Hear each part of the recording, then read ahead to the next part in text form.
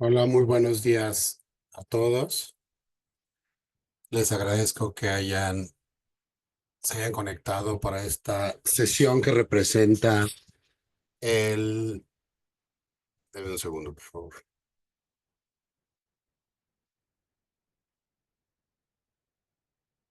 Está listo. Bienvenidos a todos. Les agradezco que se hayan unido a esta sesión. Hoy vamos a terminar con la serie que ha revisado los axiomas básicos del programa de Alcohólicos Anónimos. Recordemos que la mayor parte de los programas y de los modelos que se han generado para la rehabilitación de pacientes que viven con trastornos por consumo de sustancias, se ha observado estadísticamente que tienen un mayor índice de eficacia aquellos que tienen inserto eh, el programa de los 12 pasos, que es el programa de Alcohólicos Anónimos. Imagínense que el programa de los 12 pasos es un edificio que tiene 12 niveles, que el primer nivel es el primer paso, segundo paso, así hasta el 12º paso. Pues bueno, como hemos revisado, los axiomas constituyen los cimientos de ese edificio llamado recuperación. Los axiomas son pensamientos anclas o anclaje, que son pequeñas frases que representan todo un cambio en los paradigmas, en la forma de pensar y en la forma de enfrentar la vida. Por ejemplo, revisamos uno de los axiomas más conocidos del programa de los 12 pasos, que es el solo por hoy. Poco a poco se va lejos. Es otro de los axiomas que hemos revisado. El de paso a paso y este último axioma que también es muy contundente, que es el de vive y deja vivir. Estos cuatro axiomas representan los fundamentos del cambio de pensamiento, entendiendo cómo es que funciona o cómo es que se ha alterado la percepción, la mente, las emociones, la conducta, incluso la forma en la que se percibe la realidad de las personas que viven con consumo de sustancias. Hemos podido tomar de base el libro de servicios generales Viviendo Sobrios. Esta es una literatura, este es un programa por sí mismo, el libro Viviendo Sobrio, que es muy recomendado para aquellas personas que están a punto de egresar de un programa de rehabilitación, porque revisa paso a paso, de forma simple, todas aquellas medidas, recomienda técnicas para reinsertar a alguien que ya tiene conciencia del consumo de drogas, de alcohol y de tabaco. Y de la misma manera, de forma paralela, es uno de los textos que de forma más sencilla aborda eh, cada uno de estos axiomas, explicándolos de forma sintética. Vive y deja vivir viene a dar ya la perspectiva amplia de cómo alguien que vive con una adicción debe reentender su relación con los demás. Es claro que cuando alguien está internado, desgraciadamente sale con un estigma y esto es muy difícil. Cuando alguien egresa de una clínica de rehabilitación, es muy importante que tanto él como sus familiares comprendan que la única restricción al salir es el hecho de no beber y no drogarse. Muchas veces al egresar se les ponen pliegos petitorios altamente complejos donde pues, vas a salir y vas a terminar la prepa y vas a dejar a aquella mujer que te ha hecho tanto daño y aquel hombre y vas a ir a la iglesia todos los días y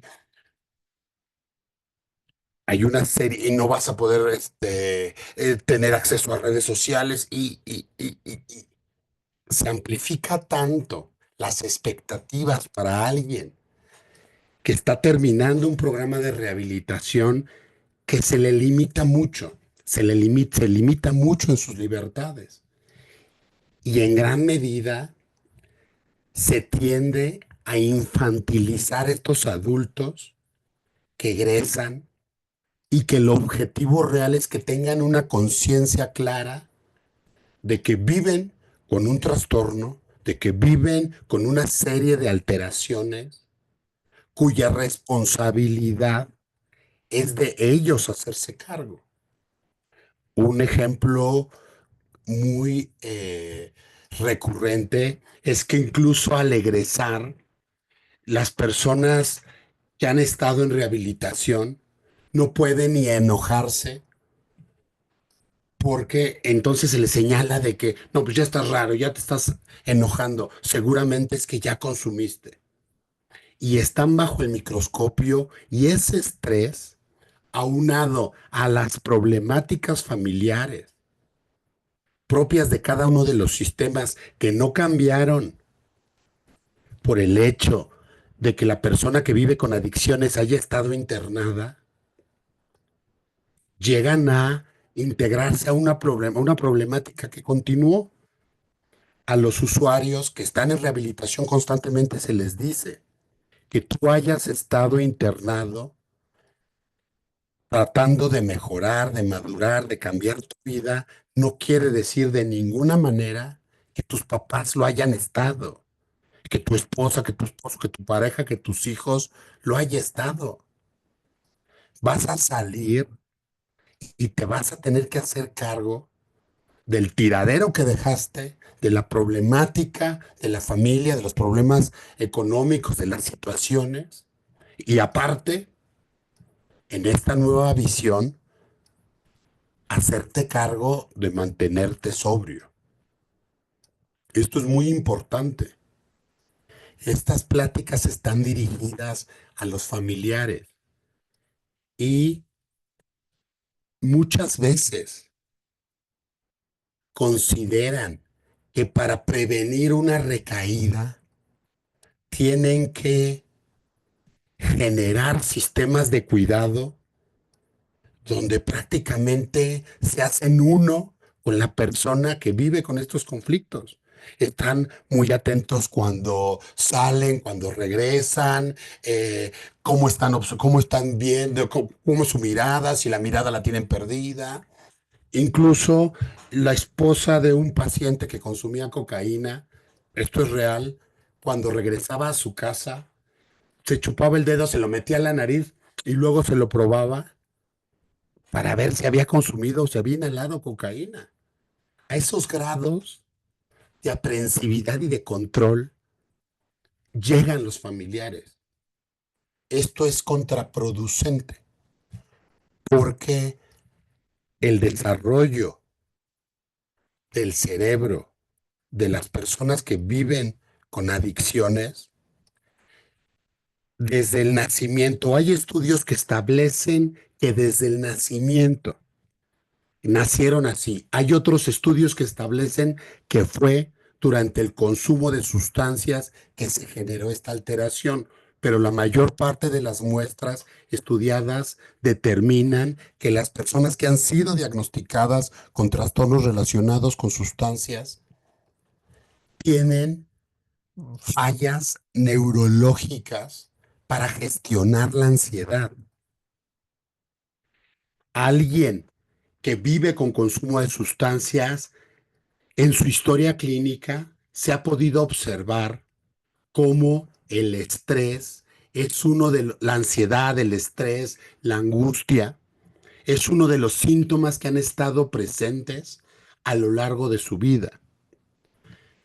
Y en algún momento, al inicio del consumo, según la droga que eligieron, a partir de los efectos de esta sustancia, pudieron modular algunos aspectos de estas alteraciones. Por eso es muy clara la crítica que se le hace a los centros de detención conocidos como anexos, donde se cree que a partir de la humillación, del castigo, de los tratos crueles y de los tratos inhumanos, se puede generar una recuperación cuando es todo lo contrario. El estrés es la mella, es la fractura que provoca que personas que tienen un desarrollo normal terminen utilizando drogas. Esto es muy claro y esto lo hemos podido observar. Por ejemplo, carreras que tienen altos índices de consumo de alcohol son aquellas carreras que tienen altos índices de estrés. Los médicos es una de ellas. Aquellas personas que se dedican al control aéreo, aquellas personas que se dedican a servicios de emergencias como bomberos, rescatistas, todas aquellas carreras que implican grandes cargas de cansancio, grandes cargas de estrés, los traileros, tienen un factor de riesgo para desarrollar trastorno por consumo de sustancias. Entonces, si el estrés provoca una debilidad que lleva a las personas a consumir sustancias, de ninguna manera el estrés puede estar inserto en los programas de rehabilitación. Un incendio no se soluciona con gasolina, regándole gasolina. De la misma manera, las adicciones no se pueden curar a través de generar estrés, inseguridad, humillación, dolor, tratos crueles. Por eso está esta baja o esta constante percepción de, es que si lo meto a un anexo sale más resentido y es peor. Pues evidentemente, el dolor no se puede curar con más dolor. Y esto ya está fundamentado en estudios clínicos de cortes. Una corte es el seguimiento de un grupo específico a lo largo del tiempo. Hay estudios muy interesantes que se han hecho en soldados, en hijos de soldados norteamericanos que han estado confinados en zonas durante 5 años, donde se les observa, se les toma en el estudio de observación desde su nacimiento hasta pasados los 20, pasados los 30 años.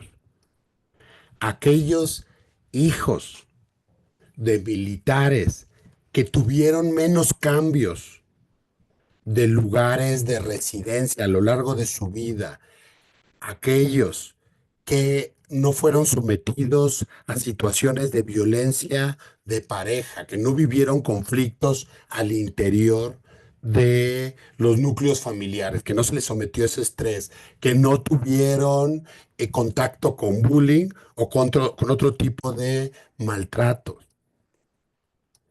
Aquellos hijos de estos militares que eh, tuvieron la posibilidad de participar en un equipo deportivo, que pudieron estar constantemente vigilados por sus padres, tienen menos riesgo de desarrollar trastornos por consumo de sustancias que aquellas personas que convivieron con uno de sus padres o ambos padres que tenían problemas de adicción, que vivieron abuso sexual o algún tipo de abuso físico, tuvieron que estar cambiando constantemente del lugar de origen y que se les dificultó tener eh, pertenencia.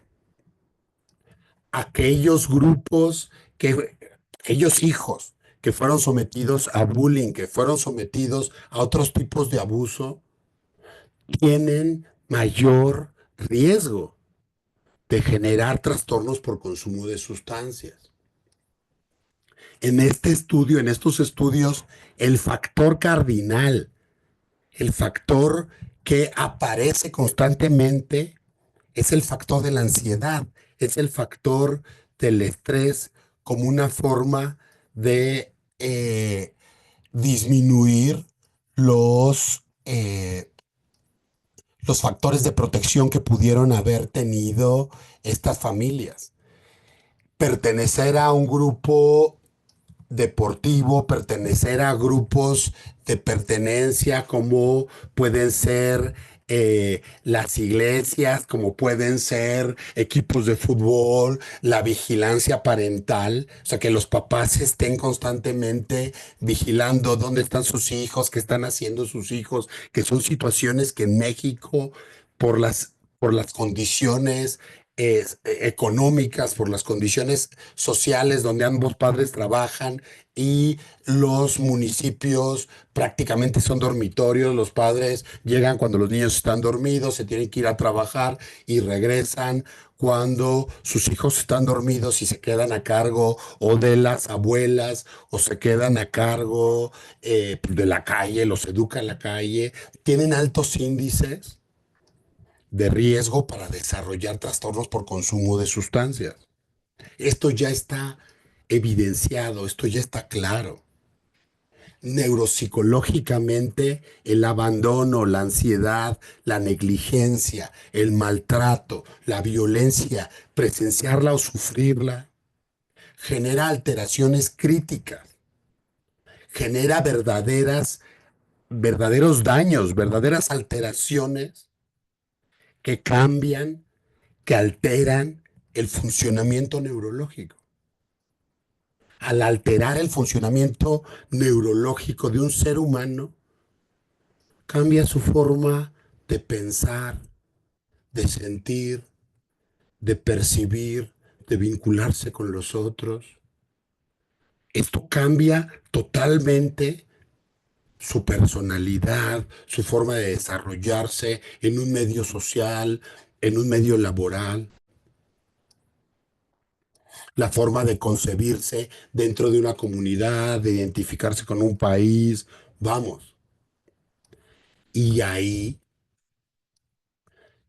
empezamos a observar ciertas alteraciones que van enquistando este tipo de trastornos.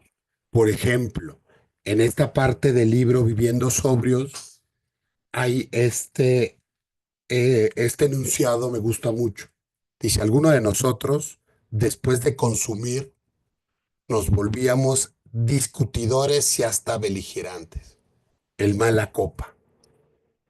Aquellas personas que los ha descrito múltiples estudios de revisiones neuropsicológicas que utilizan el alcohol, que utilizan las sustancias como una forma de transitar, como una forma de expresar toda aquella frustración, toda aquella agresividad, toda aquella angustia que día a día los va mermando. Las drogas, el alcohol y las drogas son un vehículo que su principal acción farmacológica, recordemos, es la desinhibición. Hay personas que utilizan sustancias y que jamás incurren en actos agresivos. Hay personas que utilizan poca sustancia, bajas cantidades de sustancias y pueden detonar actos muy violentos. Hay personas que utilizan sustancias y tienen episodios depresivos muy graves que incluso pueden poner en riesgo su vida. Hay personas que solamente a partir del consumo de sustancias pueden interactuar, porque han observado en esta forma, entre comillas, de automedicación, una forma de regularse neurológicamente. Aquí está otro enunciado del libro Viviendo Sobrios. Otros se sentían mucho mejor en medio de la gente después de apurar una o dos copas. Podían interactuar en una reunión social, en una tensa entrevista de trabajo o de negocios, o incluso teniendo relaciones sexuales. Aquí podemos ver en este pequeño enunciado cómo un niño, al tener su primer contacto con una sustancia, tiene en el efecto una serie de manifestaciones que le hacen sentir aliviado del estrés, que le hacen sentir aliviado de la depresión, que le hacen sentir aliviado de la angustia. Las drogas de abuso, el alcohol, el tabaco, las drogas de abuso, la marihuana, tienen un efecto farmacológico. Los seres humanos han utilizado las drogas a lo largo de su vida porque les reportan un efecto benéfico. Imagínense, por ejemplo, estas drogas disociativas. El ser humano frente al absurdo. El ser humano frente a la selva, frente a los depredadores, frente a la naturaleza que lo dominaba, utilizaba las drogas psicodélicas, la psilocibina, los hongos, la ayahuasca, como una forma de sentirse parte de algo que lo estaba consumiendo. Era muchísimo más sencillo creer que los jaguares eran dioses que aceptar que un depredador había llegado a comerse a sus hijos, había llegado a devorarlos y que ya nunca más los iban a volver a ver. A partir de estas drogas, los seres humanos pudieron confrontar y evadir realidades que le eran adversas. Ahora bien, con este mismo ejemplo, podemos comprender por qué en este momento de la historia de México tenemos, como lo revisamos anteriormente, niños de 8 y de 12 años que están consumiendo fentanilos, que están consumiendo cristal, que siguen consumiendo inhalables, PVC, porque es esta misma sensación ontológica, antropológica, de un niño que observa que de repente una serie de sujetos llegan por su padre, se lo llevan, lo levantan y no lo vuelve a ver. Para el niño es mejor a partir de estas sustancias identificarse con los sicarios, identificarse con el depredador, identificarse con aquel que le arrebató, con aquel que le robó, como una forma de afrontar este dolor, de afrontar esta miseria, de afrontar la orfandad, la tragedia humana siempre ha estado atemperada por alcohol, tabaco y droga. Y esta es una forma definitivamente en la que el ser humano evade a costos, a un alto costo, el enfrentarse y en asumir la realidad que al final del día es necia, que al final del día cuando se termine el efecto de la sustancia va a estar ahí. En la revisión de este axioma hemos podido, o se relata, podemos darnos cuenta de este enunciado. Nuestra forma de consumir ocasionó que muchos de nosotros escogiéramos nuestros amigos en relación con la cantidad de su consumo. También esto es muy importante, porque es cierto, estudios estadísticos establecen, y lo voy a decir de una forma estigmatizante, y les pido que me lo permitan, pero marihuanos se juntan con marihuanos, cristalosos con cristalosos, cocos con cocos, piedrosos con piedrosos, los jeringosos con los jeringosos, porque el efecto y la persona tiene aspectos comunes que les permiten asociarse. Por ejemplo, aquellas personas que consumen cannabinoides tienen pensamientos, tienen formas de percibir las situaciones muy parecidas. Tienden a creer en aspectos eh, esquizotípicos de la vida, o sea, cuestiones como la Pachamama, situaciones como la conexión con la tierra, Tulum, eh, otra serie de, perdón, otra serie de aspectos con la naturaleza, con la vida, con las energías, los chakras. Aquellas personas que, por ejemplo, consumen estimulantes como el MDMA, tienden a tener aspectos más hipomaníacos, más de hacer cosas, más de música, más de rave, más de la vida es una y se va a acabar, hay que vivirla. Hoy lo tenemos, el hoy nos pertenece. Y así cada uno de estos grupos incluso tienen ciclos vitales muy parecidos. Algunos están despiertos toda la noche, otros durante el día toman varias siestas. Vamos, toda esta serie de funcionamiento va agregando y va aglomerando a los grupos a partir de su consumo. Fenómenos socioculturales como los de los baby boomers que propiciaron mucho el consumo de la cocaína en Norteamérica asociado a situaciones de servicios financieros.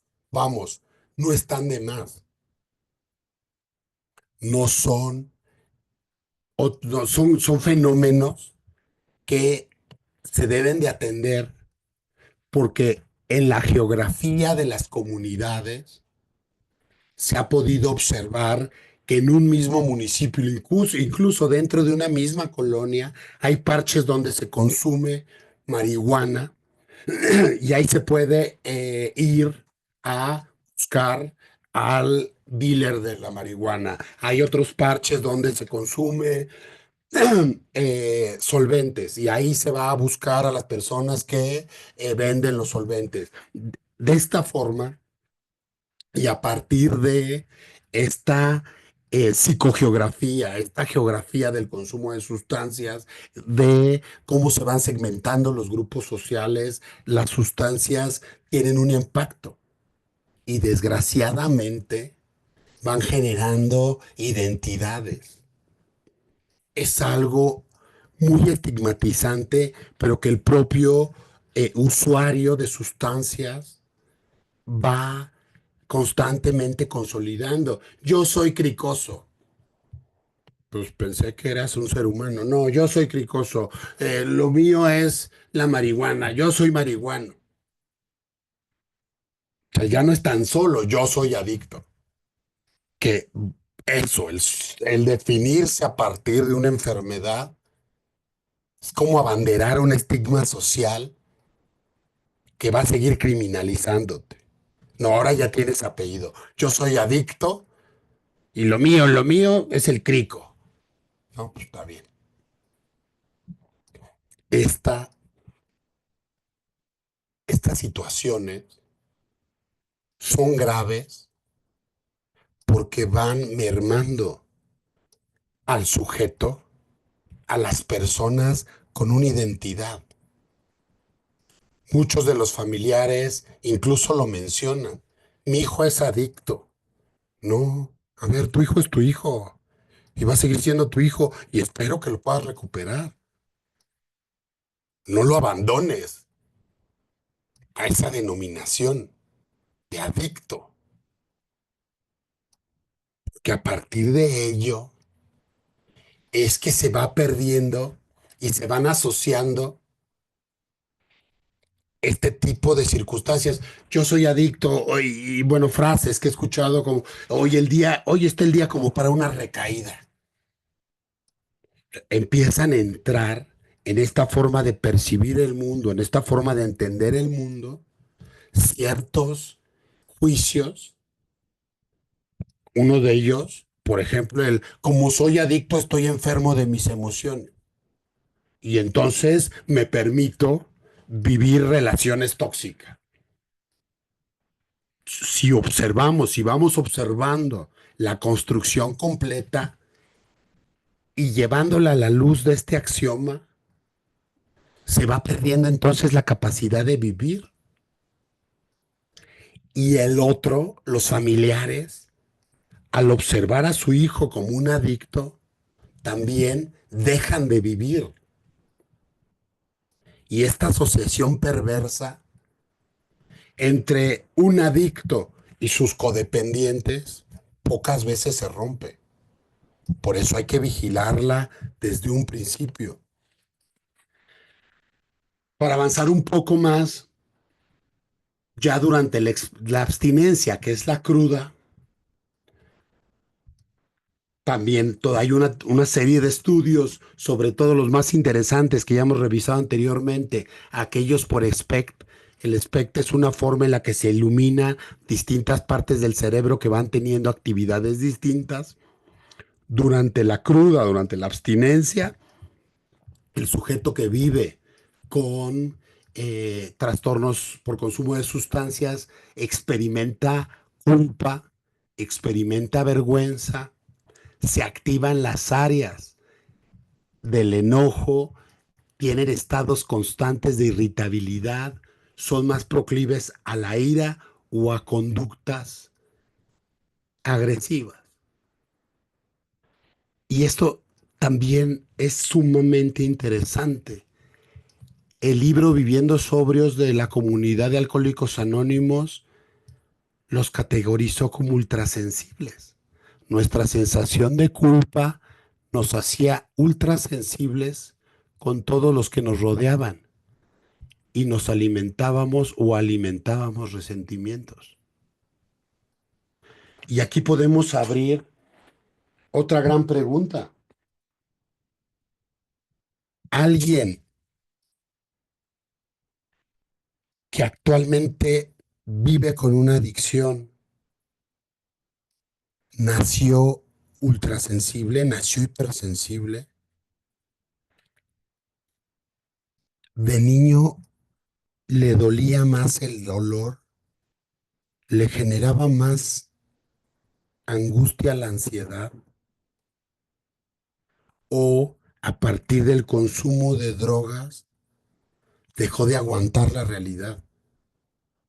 Prefirió, eh, frente a las vicisitudes, frente al terror que muchas veces es la vida, prefirió esconderse, refugiarse en el consumo de sustancias.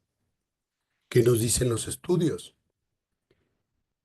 Este autor establece a partir de una muestra de madres con consumo de sustancias durante su embarazo y el seguimiento de sus hijos a lo largo de 5 años, se pudo observar que ambos experimentaban una mayor percepción subjetiva de la ansiedad.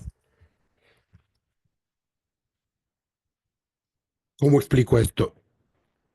Les parecía más inmediato todo. Hay que cambiar al niño, y hay que cambiar al niño, hay que dormir al niño. ¿Y qué tal si? ¿Y qué tal si? Es que está llorando, ya lleva 2 minutos llorando y no se calla. ¿Qué tiene? Por favor, háblame. Esta tensión emocional que provocan las tareas cotidianas la experimentaban con una mayor presión y por lo tanto experimentaban de la misma manera un incremento en la taquicardia, se les subía la presión arterial, estaban sudando, se les ponía la piel chinita, iban constantemente a hacer pipí, tenían colitis, gastritis, incluso hasta podían desarrollar ataques de pánico y tenían muchísimo más dificultades para regularla, para decir, a ver, bueno, ya, con calma. Está llorando, vamos a ponerlo en su cunita, vamos a ver si no trae por ahí una etiquetita que le está rozando, vamos a ver si el pañal. Tenían más dificultades para regularse y para regular esa respuesta en situaciones que ni siquiera eran emergentes, que eran cotidianas. Y aquí se plantea un modelo. Este tipo de personas que nacen y se desarrollan con una hipersensibilidad, que son hipersensibles a los estímulos, que tienen un desarrollo neurológico que los hace más sensibles a los sonidos. Actualmente se sabe, y lo he comentado en diversas pláticas, nadie siente el hambre igual que otra persona. Los seres humanos, por nuestra historia, por nuestro desarrollo, por nuestro cuerpo, por nuestro cerebro, tenemos distintas formas de experimentar sen- sensaciones físicas que parecen o que hemos llevado a creer que son una sola. Por ejemplo, no todos experimentamos el dolor de la misma manera. Es más sencillo con eso. Ya nos podemos dar cuenta que hay personas que tienen umbrales del dolor más alto que otras personas. Por ejemplo, la otra vez estaba viendo cómo estaban descargando un tráiler. Mientras nos dejaban pasar, estaban descargando un tráiler, estaban bajando los costales, ya saben, uno, dos, tres. De repente, uno de los que estaban descargando metió mal un dedo, le cae un costal, parece que le apachurró el dedo, o sea, francamente sale el dedo eh, con sangre, con un lago hemático que se hizo rápido, se quitó el paliacate, uno, dos vueltas, un nudito, y siguió trabajando. O sea, esa percepción del dolor tiene muchos elementos para definirla.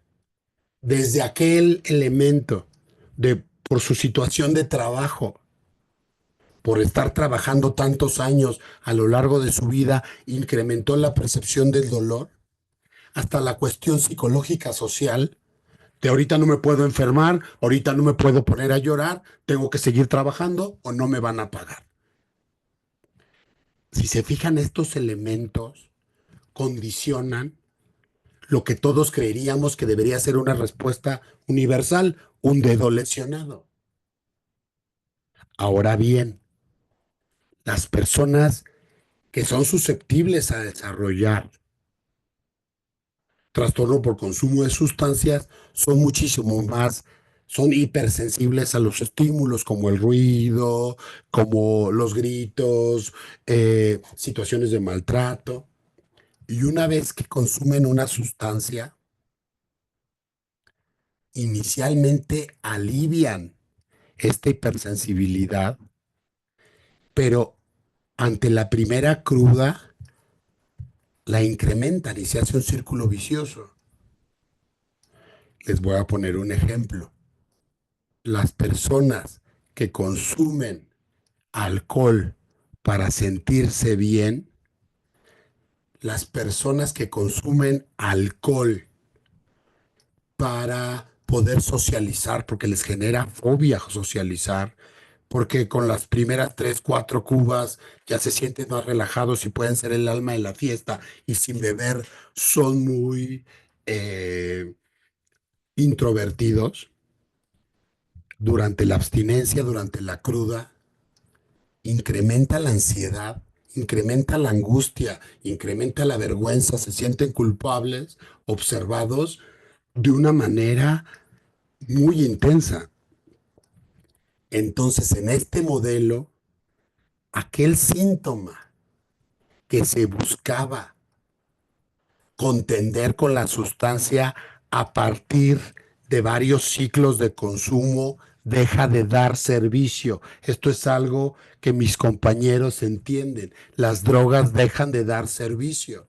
Si anteriormente la cocaína me hacía sentir menos deprimido, ya voy por el 4 gramo y me sigo sintiendo infeliz, me sigo sintiendo miserable.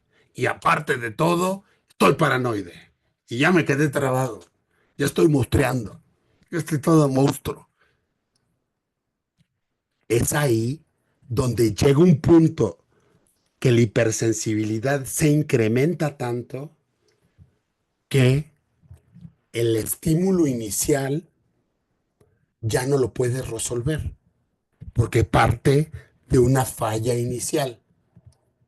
El niño era chillón y terminaron le terminaron dando cannabinoides y se hizo más chillón. Aquello que buscamos resolver con las sustancias termina dominándonos. Por ejemplo, otra de las frases, empecé a tomar para ahogar mis penas y al final del día mis penas aprendieron a nadar. Esto es real. Y hoy sabemos que tiene un fundamento neuropsicológico. A medida que se desarrolla, por ejemplo, en el alcohol, esto de lo que les estoy hablando se llama teoría de la alostasia. A medida que se desarrolla una dependencia, el alcohol se consume para aliviar un afecto negativo en lugar de producir afectos positivos, que era lo que les explicaba. La primera vez que bebí, dije, de aquí soy. Sentí un alivio y terminé bebiendo para no sentir las crudas. Cualquier tipo de droga termina sometiendo al usuario para sentirse menos peor. El primer efecto nunca se vuelve a experimentar y es algo que se termina persiguiendo en esta obsesión que representan las adicciones. Vuelvo a consumir, consumo, consumo, consumo. He consumido cristal toda la noche y ya no volví a experimentar esa sensación de euforia, de alivio, de fortaleza. Todo lo contrario, simplemente experimento síntomas psicóticos, empiezo a escuchar cosas que los demás no escuchan. Estoy viendo que por mi ventana está pasando la patrulla, que ya vienen por mí, que arañas me corren por debajo de la piel. Estoy viendo a los hombres sombra. Todo esto es justamente porque esta hipersensibilidad se lleva al máximo. Si empecé a consumir porque me daba pena que los demás me vieran, me sentía intimidado. Imagínense el infierno. Terminé en mi cuarto solo, sintiéndome observado por cada poro de la pared. Me sentí observado por las sombras, rodeado. Esta teoría fundamenta esta vivencia y esta forma en la que la autoadministración compulsiva va mermando rápidamente aquellas personas que viven con trastornos relacionados con sustancias.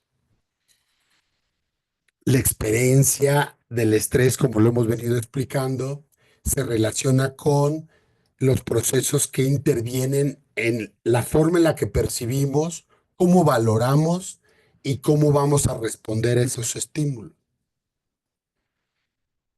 E históricamente igual esto cambia. Lo voy a repetir porque quiero que quede muy claro. Alguien que vive con adicciones experimenta las descalificaciones de una manera muchísimo más hipersensible que aquellos que no viven con este trastorno. Experimentan los periodos de espera más críticos que aquellos que no viven con este trastorno. Por eso es muy importante poder establecer los tiempos que duren un internamiento. Si voy a estar aquí 3 meses, por favor díganme que son 3 meses o 2 meses y se va a valorar, porque justamente esos periodos de espera, lo único que van a estar haciendo constantemente es generar angustia. Incluso muchas veces mis compañeros no van a dejar mentir cuando se les aclara, cuando en la clínica se les ha aclarado, vas a salir el viernes. No, pero es que no, ya vas a salir el viernes. No, no te creo. ¿Y qué tal sí? ¿Qué tal sí? Vamos a prepararnos porque vas a salir el viernes. Llega el viernes y, no, pues necesito 10 días más. No estoy preparado, no me preparé. ¿Por qué no te preparaste? Que no creí que me fueran a dejar salir. Esto es lo que hace el estrés. Justamente por eso las reglas tienen que ser muy claras y las consecuencias tienen que ser también muy claras, ineludibles, familiares. Ante un antidoping no hay nada que lo burle. No hay nada que lo burle. La orina sintética que se vive, que se compra en el internet, la vitamina C con grandes cantidades de vitamina A, la hiperhidratación no funciona. Ustedes al salir, ustedes tienen una vida, tienen que hacer una vida. La mejor forma de que alguien que vive con consumo de sustancias se mantenga sobrio es no estarlo persiguiendo. Por eso las reglas tienen que ser muy claras. Yo no te voy a estar persiguiendo. Cuando regreses, te voy a hacer tu antidoping. Sales positivo, vas para adentro, te niegas a hacértelo, vas para adentro. Y cuando yo quiera, voy a sacar mi alcoholímetro, que ahorita ya los pueden conseguir en Amazon. Le vas a soplar aquí, prende la lucecita, vas para adentro, te niegas a soplarle, vas para adentro. En lugar de tener, como esto que les contaba, de la esposa que llegaba, su esposo y le metía el dedo en la nariz para ver si sabía cocaína. Este tipo de situaciones de vigilancia, de ir a dar el beso para a ver si huelo algo, son situaciones que ni vive uno ni vive el otro. Y que estas formas de cuidar terminan viviéndose como amenazantes, como persecutorias. No son valoradas como un gesto de cuidado. Por eso tenemos que cambiar la percepción de que un internamiento es castigo. No es una forma de castigarte, como lo vimos el mes pasado. Castigo es que tengas un accidente automovilístico, que en una riña pierdas la vida o la función de un órgano. Castigo es suficiente, te ha castigado la droga con lo paranoide, con el tiempo que ya llevas perdido, con lo que no has estudiado, con las personas que te han abandonado, con los daños a tu salud. Ese es el castigo. Ojo, un centro de atención debe dejar de ser percibido como el castigo. No, Tú vas a estar aquí porque yo tengo una vida, yo voy a seguir con mi vida y tú te tienes que hacer cargo de la tuya. Ese es el verdadero sentido de un internamiento. En este momento, tú no te puedes hacer cargo de tu vida porque las drogas, porque el cristal, porque el alcohol alteraron las áreas de tu cerebro que se encargan de percibir, valorar y enfrentar la vida. Estás permanentemente fuera del área de servicio. Tienes que esperar a que todo se reconecte. No lo decidiste, es un trastorno, se activó.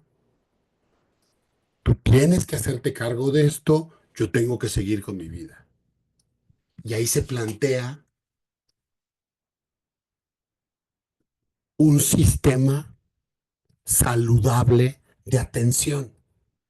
Yo no te estoy trayendo aquí para que te castigue, ni porque no te quiera, pero sobre todo porque no me quiera. Si no me quisiera y no te quisiera, te tendría ahí generándote conflictos, generándote costos, generándote más daño y por consiguiente a mí. En el caso de las parejas, a mí, porque voy a terminar dejándote de amar o voy a transformar nuestra relación en algo violento. Entonces no lo quiero para mí, no lo quiero para ti. Hazte cargo de tu vida. Es ahí donde este axioma toma una nueva relevancia. Vive, o sea, vive, hazte cargo de las situaciones, de tus situaciones, y yo voy a hacer cargo de mi vida. Les voy a dejar hasta aquí. Les agradezco a todos su presencia. Vamos a dar espacio para preguntas. Les recuerdo que esta plática está siendo grabada para subir las redes sociales. Si quieren hacer alguna pregunta, la pueden hacer a partir de el chat. Si quieren prender su cámara, nada más consideren que están siendo grabados. O pueden abrir su audio y no prender su cámara, como ustedes gusten. Hay una mano de enfermería. ¿Qué tal? Muy buenas tardes, doctor. Buenas Bueno, tardes. una pregunta importante.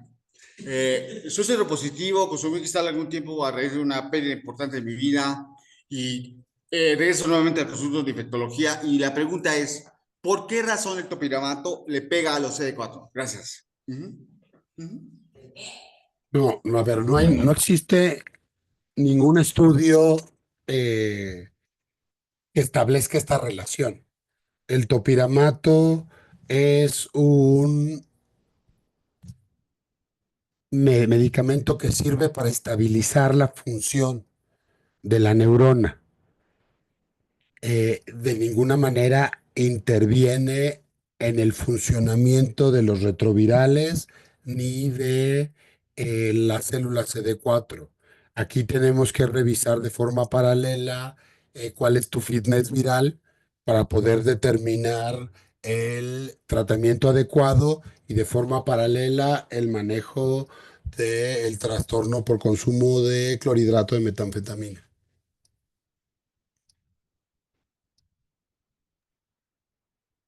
A ver, tengo dos preguntas. La primera es, tengo un conflicto en comprender cómo el estrés, o si el estrés fracciona en el tratamiento, entonces cómo se debe hacer la contención respecto a lo que decías que pues no podían estar sometidos a tanto estrés.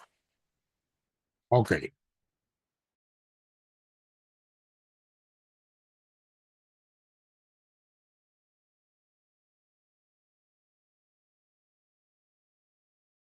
No te escuchas.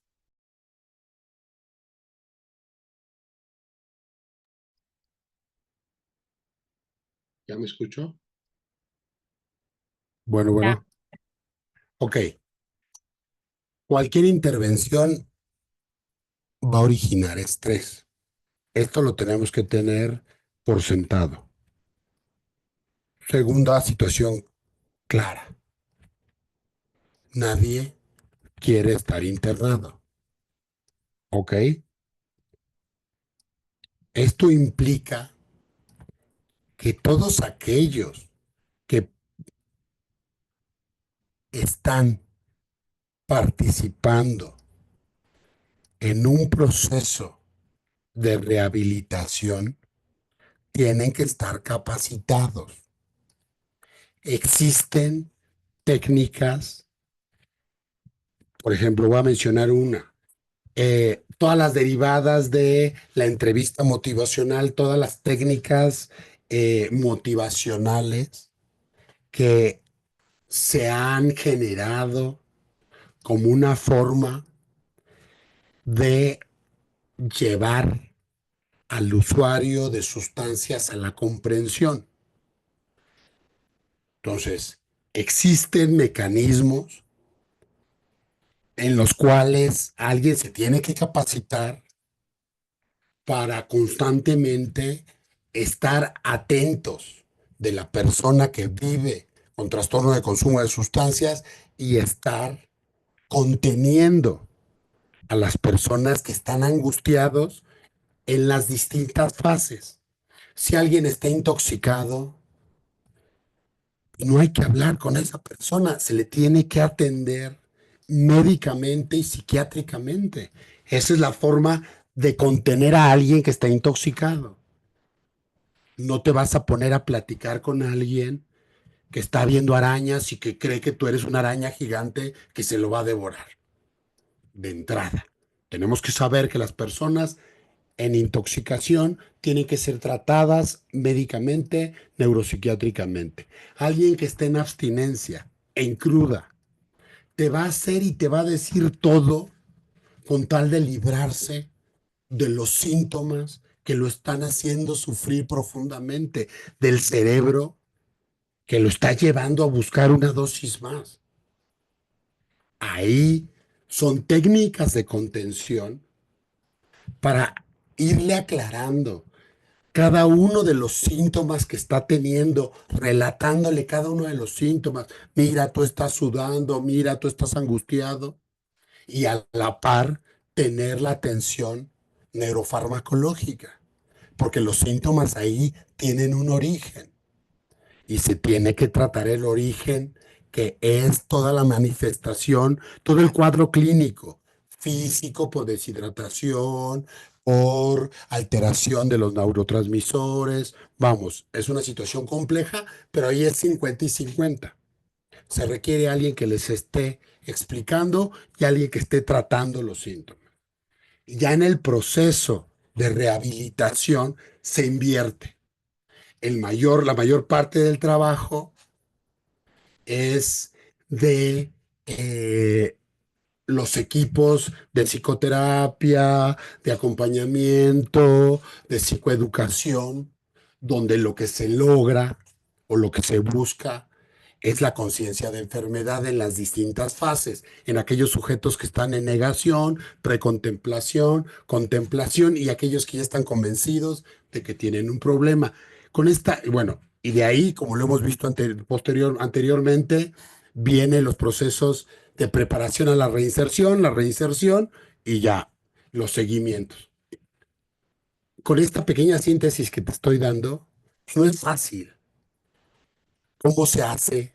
Pues hay que capacitarse. No se le puede pegar el mismo grito a todos. No se puede estar tratando con amenazas a todos. Que pueden tener miedo. Por eso el fenómeno de los anexos son verdaderos sitios de detención. ¿Qué es lo que se hace? Se les detiene a todos, se les empaqueta, uno simplemente espera a que pues, vayan pasando por las distintas fases y que pasado el año, 2 años, 3 años, pues ya sáquenlos, ya no están activos. ¿Cómo se les mantuvo? confinados a partir de gritos, de amenazas, de malos tratos, de tratos crueles, inhumanos. Entonces, no existe ninguna técnica que genere estrés que ayude a una rehabilitación. Existen técnicas descritas en las cuales se requiere capacitación, incluso hasta para lidiar con un sujeto agresivo, violento, ya existen protocolos de acción. Quién habla con él, cómo se le sujeta, de qué lugares del cuerpo se le sujeta, cuánto tiempo se le sujeta, con qué medicamentos. Se llaman protocolos de acción y hay que tenerlos.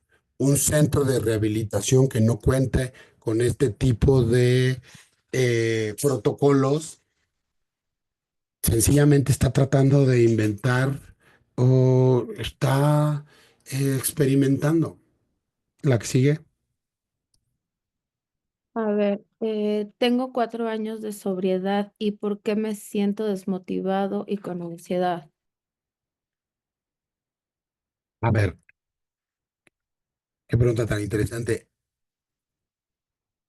Porque no se está tratando la raíz.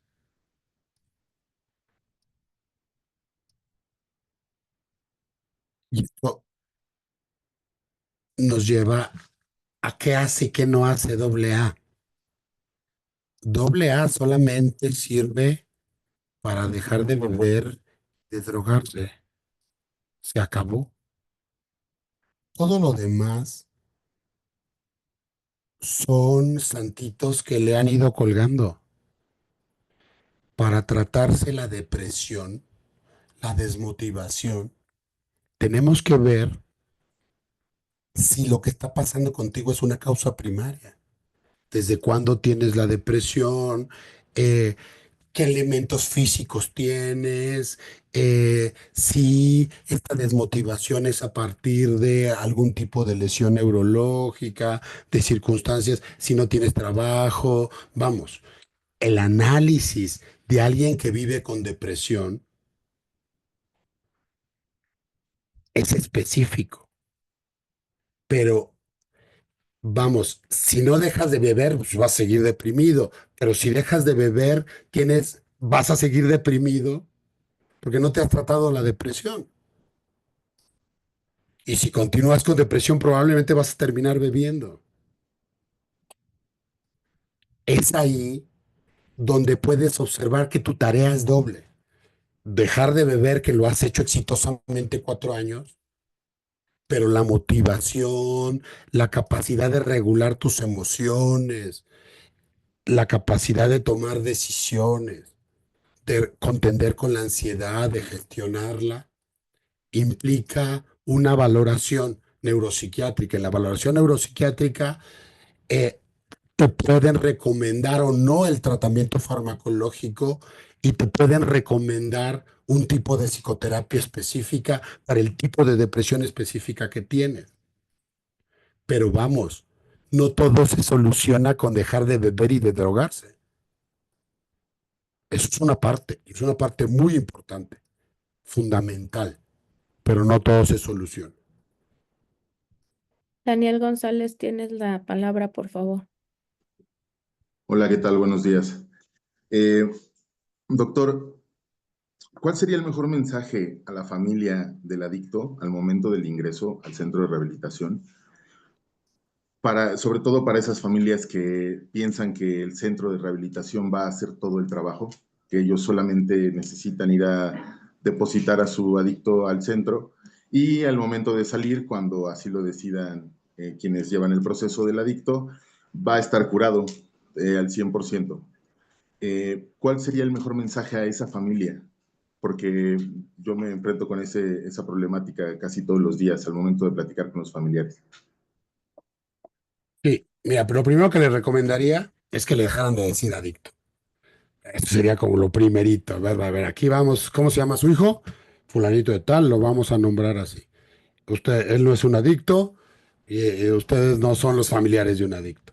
Él es alguien que vive con un trastorno relacionado por consumo de sustancias. Lo primero que hay que hacer de la misma manera aquí no educamos a nadie. Esto no es un centro educativo. Yo no voy a hacerme padrino de nadie, porque yo no voy a ser el papá de su hijito. Usted va a ser el papá. Usted tiene que recobrar la autoridad. Depende de la edad. ¿Qué hacemos aquí? El objetivo de cualquier modelo de atención es la conciencia de enfermedad y la justa distribución de la locura. A ver, venga usted para acá, jovenazo. Usted tiene un trastorno por consumo de tal alcohol, ta, ta, ta, ta. Entonces, sus signos y sus síntomas son estos, te tienes que hacer cargo, no controlas impulsos, ta, ta, ta, ta.